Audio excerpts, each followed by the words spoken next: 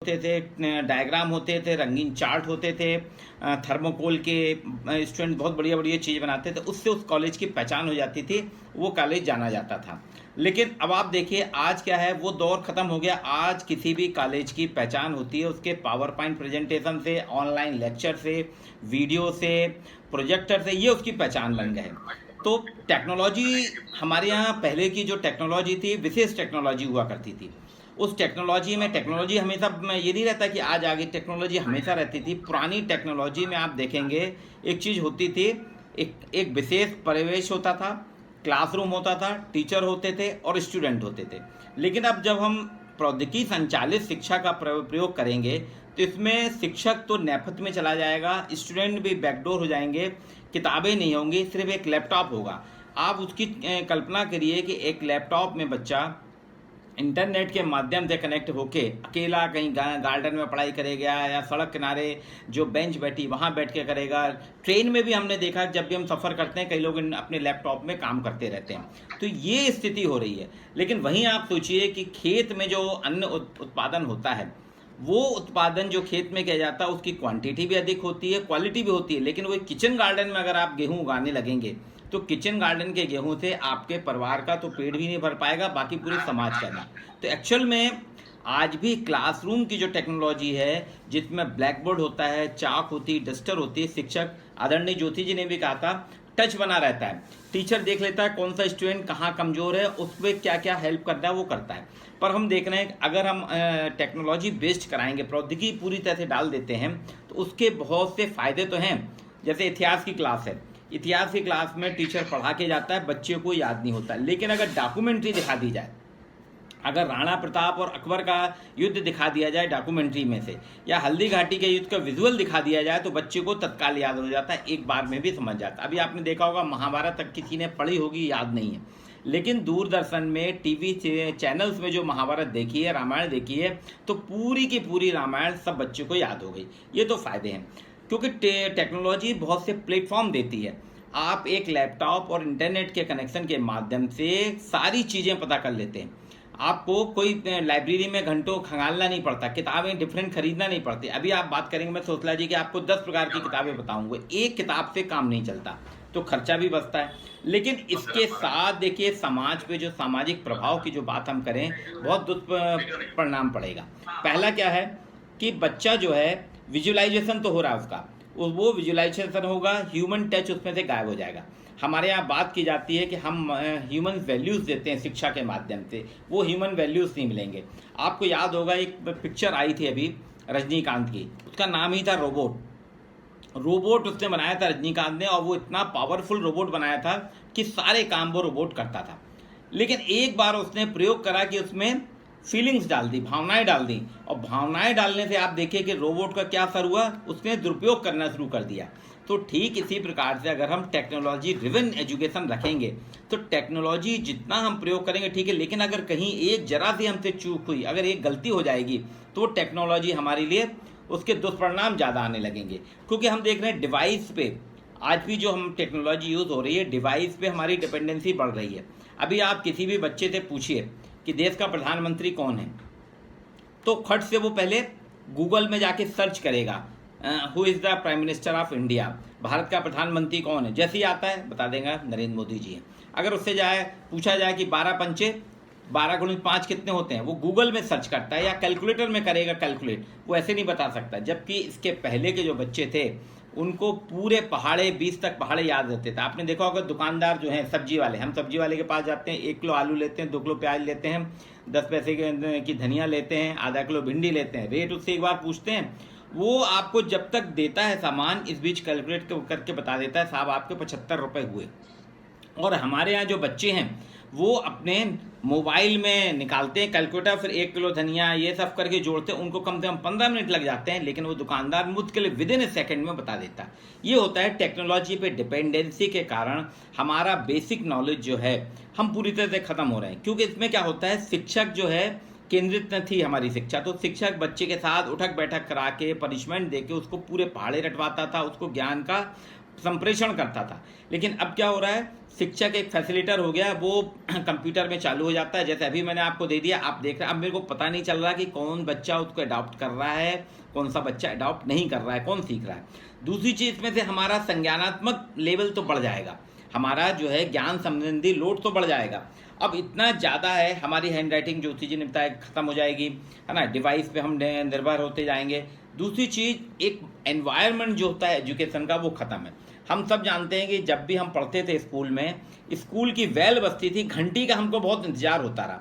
सवेरे जब घंटी बजती थी, हम घंटी बड़ी और बजते के साथ ही बच्चे का माइंडसेट बिल्कुल पढ़ने पढ़ाने के दौर में आ जाता था।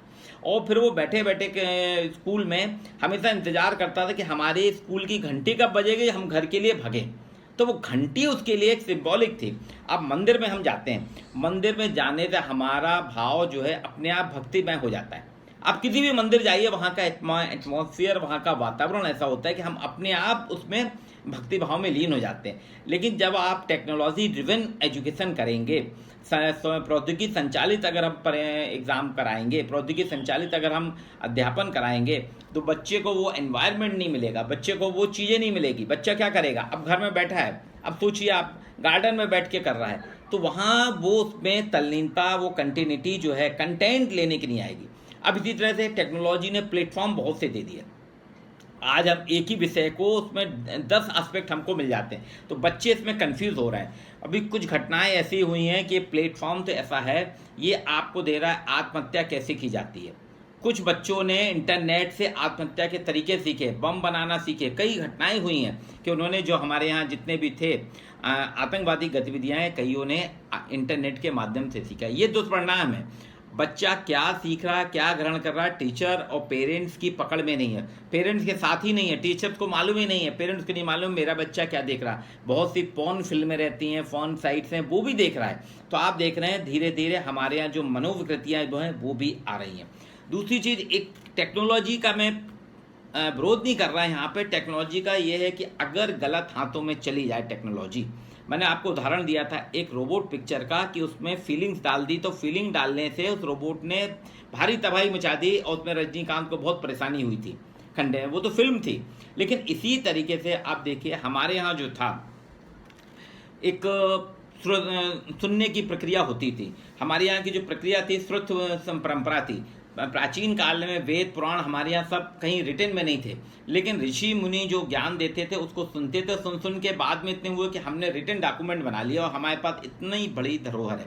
लेकिन टेक्नोलॉजी में जो है वो आती जाती रहती है, बदलती रहती है, और उसके द्वारा वो जो सुनने की या जो ज्ञान प्राप्त करने की जो हमारा माइंड पावर है, जिसमें याद करने की शक्ति है, वो खत्म हो जाती है। हमको इसमें यह है कि हमने किसी चीज़ को देखा, उसके बाद हम भूल जाते हैं। जबकि पहले वाली परंपरा में हमको पूरी चीज़, पहाड़े याद हैं, अक्षर ज्ञान याद है, लेकिन इसमें ये चीज़ नहीं है। दूसरा, आपको एक सबसे बढ़िया चीज़ मैं बताता हूँ कि जो कोरोना वायरस आया, इसी से रिलेटेड हमारी शिक्षा है। देखिए, कोरोना में एक वुहान में सभी जानते हैं एक वायरोलॉजी लैब है जिसमें तरह तरह के वायरस पे स्टडी की जा रही है। आज से नहीं, कई साल पहले से की जा रही थी। उसी लैब का दुष्परिणाम कहें या वहाँ कोई गलती कहें, कोई चूक कहें, वो चूक होने का परिणाम क्या हुआ कि आज हम सब जो हैं घर बैठ गए। हर आदमी, आज स्थिति है कि हमने कोई अपराध नहीं करा, लेकिन सरकार ने कहा आप घर में बैठिए, एक तरीके से हम जेल में हैं। और इसी प्रकार से अगर हमने प्रौद्योगिकी संचालित पूरी तरह से शिक्षा, अगर हमने ऑनलाइन ऑफलाइन, जो कि ज्योति जी ने कहा था, दोनों चलाना पड़ेगा। अगर न हमने प्रौद्योगिकी संचालित शिक्षा करा ली, तो हो सकता है आने वाले दिनों में कोई कोरोना जैसा मानवीय वायरस ऐसा बन जाए जो टेक्नोलॉजी का दुरुपयोग करे, वो पूरे शिक्षण व्यवस्था को हमारे समाप्त कर देगा। और अभी एक वुहान से हमको एक चीज़ ये मिली है, लेकिन आने वाले दिनों में हो सकता है कि हमारे और दुष्परिणाम हमको देखने को मिले। हमारी सारी परंपराएं जो हैं, एक्चुअल में शिक्षा जो होती है ऑफलाइन मोड में, शैक्षणिक प्रणाली, उसमें शिक्षा क्या कराता था, शिक्षक सेवा भाव दिखाता था, मानवीयता दिखाता था, ईमानदारी, ये सारे ह्यूमन वैल्यूज़ दिखाता था। जब आप एक प्रोग्राम डाल देते हैं, कंप्यूटर में एक प्रोग्राम डाल दिया जाता है, तो रोबोट में प्रोग्राम डाल दिया जाता है, तो वो प्रोग्राम के हिसाब से, उसमें मानवीयता नहीं रहती है, उसमें सेवा भाव नहीं रहता।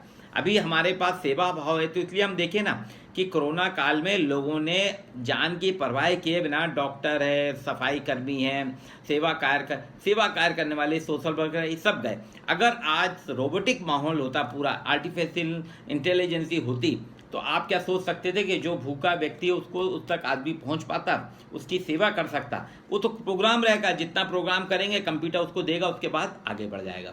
लेकिन फिर भी टेक्नोलॉजी हमारे लिए बहुत ज़रूरी है। तकनीक का हमें हमेशा प्रयोग करना चाहिए, तकनीक हमको सीखना चाहिए, लेकिन तकनीक के साथ साथ उसके पॉजिटिव जो रोल हैं, उसके जो सकारात्मक पक्ष हैं, उन्हीं को हमको करना चाहिए। आज जैसे ये वेबिनार, अभी यादव जी ने बताया कि ये 7 वेबिनार उनके हो चुके हैं।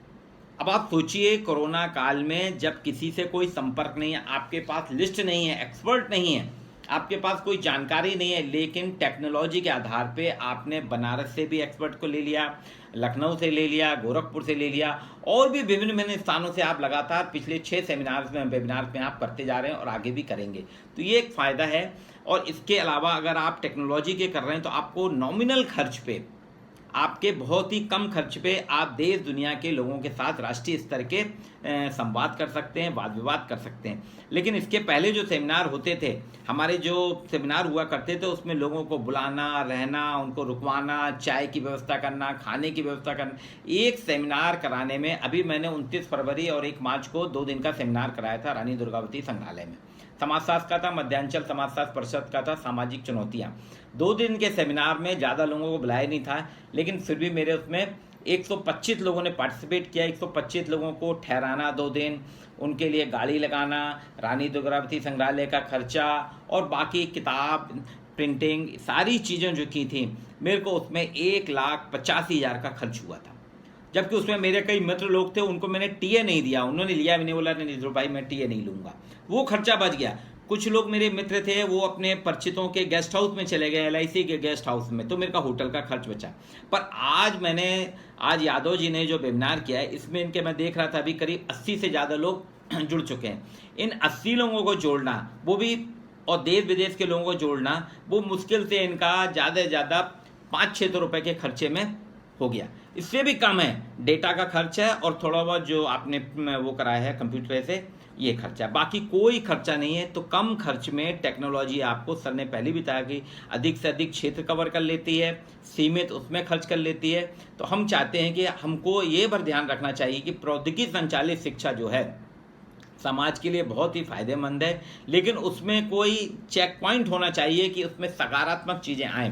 नकारात्मक चीज़ें, क्योंकि हमारा मानव जो है मस्तिष्क है, वो नेगेटिविटी को बहुत जल्दी ग्रहण करता है। आपने देखा हो टेक्नोलॉजी के आधार पर ही अभी एक अक्सर आता है कि आपके पास फ़ोन कॉल आएगा कि आपका नंबर क्या है, आपका अकाउंट बंद हो जाएगा, आप अपना वेरिफिकेशन करा लीजिए, आप KYC करा लीजिए, ये, और जहाँ व्यक्ति ने दिया उसके अकाउंट से पैसे निकल जाते हैं।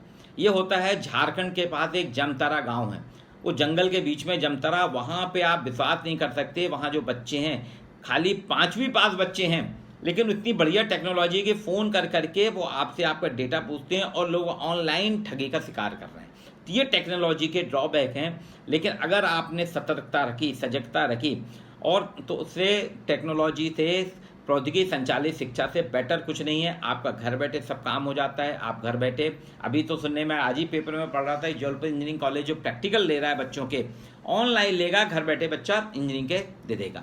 आपको देखा होगा कि बायोलॉजी लैब में जो बायोलॉजी के स्टूडेंट हैं वो जानते हैं कि केंचुए का डिस्कशन करने का, मेढक का डिस्कशन करने में टाइम लगता था। केंचुए से ओवरी निकालने में कम से कम 10-15 केंचुए हमारे कट जाते थे, नहीं निकल पाती थी। लेकिन आजकल टेक्नोलॉजी आ गई है, तो आप यूट्यूब में खोलिए तो उसमें देख लेता बच्चा कि कैसे केंचुए का डिस्कशन किया जा रहा। ये सारे ड्रॉबैक हैं, हर चीज़ के प्लस पॉइंट भी होते हैं, नेगेटिव पॉइंट भी होते हैं, लेकिन प्रौद्योगिकी संचालित शिक्षा वास्तव में एक वरदान है हमारे लिए, और उस पर हम जितना सतर्कता के साथ प्रयोग करेंगे उतना ही फायदेमंद होगा। पुनः मैं, चूँकि और भी लोग हैं, मानवीन जी शायद जुड़ चुके हैं, तो उनकी भी बात सुनना है, आदरणीय कुलपति जी भी आ गए हैं, उनकी भी बात सुनना है हमें। तो मैं अपने बात को यहीं समाप्त करता हूं, और पुनः NES सोसाइटी और ख़ास तौर से मनोज यादव जी का अत्यंत आभारी हूं, जिन्होंने मुझे एक अवसर प्रदान किया कि मैं अपनी बात प्रौद्योगिकी संचालित शिक्षा का जो सामाजिक प्रभाव को बहुत कुछ आप तक पहुँचाने में मैं सफल हुआ हूँ। आपके लिए मैं अत्यंत आभारी हूँ। धन्यवाद।